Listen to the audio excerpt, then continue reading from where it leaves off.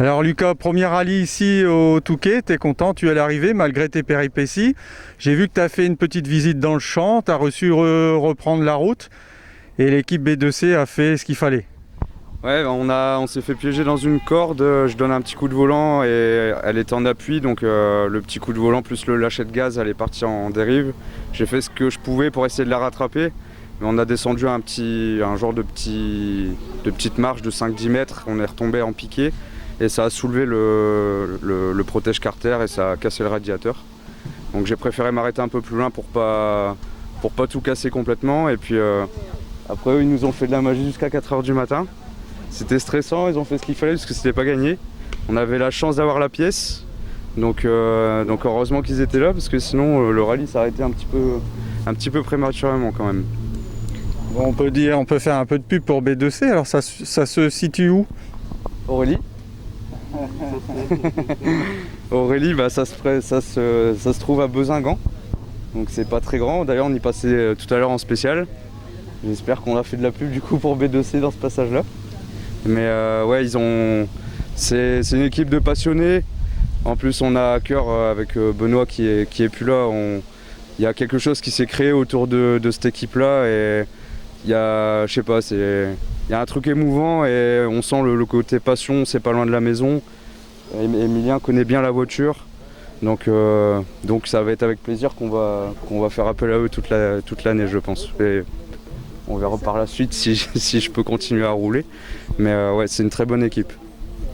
Bon, ton rallye du Touquet alors? Le rallye du Touquet, déjà merci à David, parce que ça aurait pas été le même rallye si David n'avait pas été là. C'était laborieux pendant les reconnaissances, je lui ai pas facilité la tâche. Mais on a bien progressé sur les notes et on a pu rouler sur un bon rythme dès les premières spéciales. Parce qu'on n'avait pas roulé depuis septembre, c'était que mon deuxième, donc voilà, c'était cool. Et dans les montées, ça allait? T'as pas dû pédaler? Faut être propre dans les trajectoires pour pas subir dans les montées, effectivement. Mais bon, c'est ça ça apprend à être propre et c'est une bonne école. J'ai la chance de pouvoir faire du rallye et je me contente largement de cette voiture-là et j'en suis très content. Bon, ouais, tu fais du rallye, tu as de la chance, mais il faut remercier les partenaires. Il faut remercier les partenaires, Nord-Frigo notamment. On a fait une belle déco. J'ai plein de petits partenaires à côté aussi, les partenaires de David également, qui sont en lien avec mon travail à Citroën Lens. Il y a des amis, il y a des collègues pilotes également qui m'aident un petit peu.